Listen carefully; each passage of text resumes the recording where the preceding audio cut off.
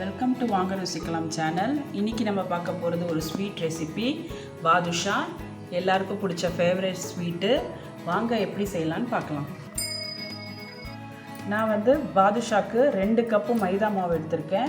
இந்த மெஷரிங் கப்பில் தான் நான் எடுத்திருக்கேன். இதே கப்பில் தான் மீதி சுகரு கீ எல்லாமே அளக்க போகிறேன். எந்த மெஷர்மெண்ட் கப் யூஸ் பண்ணுறீங்களோ அதே கப்பே த்ரூ அவுட் த டிஷ்க்கு யூஸ் பண்ணுங்கள். அப்போ தான் உங்களுக்கு மெஷர்மெண்ட்ஸ் கரெக்டாக வரும். 1/2 teaspoon salt, teaspoon sugar, teaspoon baking powder. இப்போ ஃபஸ்ட்டு இந்த பேக்கிங் பவுடரு, சால்ட்டு, சுகர் இதை நல்லா மிக்ஸ் பண்ணிக்கோங்க.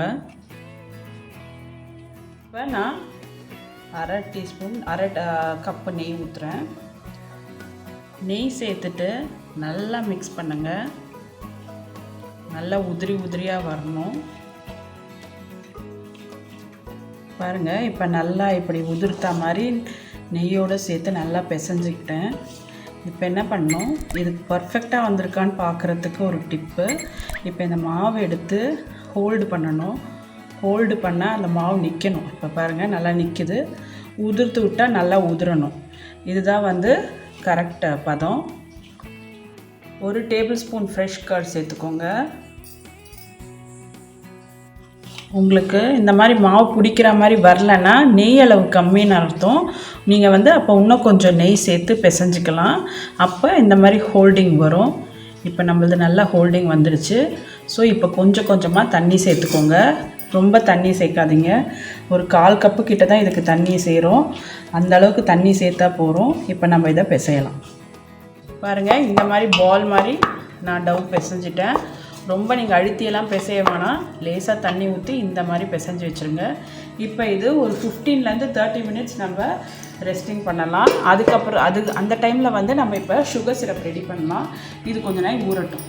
நம்ம சுகர் சிரப் செஞ்சுக்கலாம். அதுக்கு நான் எதை மெஷர்மெண்ட்டில் மைதா எடுத்தனோ அதுலேயே 2 கப் சர்க்கரை ஆட் பண்ணியிருக்கேன். அதுக்கு இப்போ 1 கப்பு தண்ணி சேர்த்துக்கோங்க.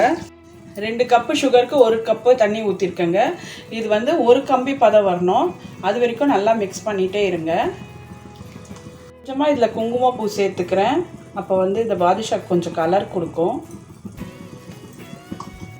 பாருங்கள், இப்படி பாவு தூக்கி ஊற்றினா அப்படியே ஒரே ஸ்ட்ரிங்காக அப்படியே கொட்டணும். இதுதான் 1 கம்பி பதம். தொட்டு பார்த்தாலும் உங்களுக்கு தெரியும். பாருங்கள், அப்படியே உதிராமல் உழணும். இதுதான் 1 ஸ்ட்ரிங் பதம். இப்போ பாகு ரெடி ஆகிடுச்சு. பாருங்கள், 1 கம்பி பதம் வந்துடுச்சு. அவ்வளோதான், நம்ம பாகு ரெடி ஆகிடுச்சு. இப்போ இதில் ஒரு 1/2 டீஸ்பூன் ஏலக்காய் தூள் சேர்த்துக்கிறேன். உங்களுக்கு பாகு திக்காக வேணான்னா இதில் கொஞ்சமாக லெமன் ஜூஸ் சேர்த்துக்கோங்க. அப்போ அது நார்மல் தண்ணி கன்சிஸ்டன்சியில் வந்துடும். சுகர் மேலே கோட் ஆகாது பாதுஷா மேலே. இந்த ஸ்டேஜில் நீங்கள் கொஞ்சமாக லெமன் பிரிஞ்சுக்கலாம். எனக்கு சுகர் மேலே இருந்தால் பிடிக்குன்றதுனால நான் இப்போ லெமன் சேர்க்கலாம். இப்போ 30 மினிட்ஸ் ஆகிடுச்சு. மாவு பாருங்கள், நல்லா ஊறிருக்கு. தொட்டாலே இவ்வளோ சாஃப்டாக இருக்குது. இப்போ இதை நம்ம திருப்பி பிசையலாம் வேணாம், அப்படியே எடுத்துக்கோங்க. எடுத்து நம்ம உருண்டைகளை உருட்டிக்கலாம். உங்களுக்கு எந்த சைஸ் வேணுமோ அந்த லெவலுக்கு நீங்கள் உருட்டிக்கோங்க. நல்ல ஒரு பால் ஷேப்பில் நல்லா கையில் உருட்டிகிட்டே இருங்க.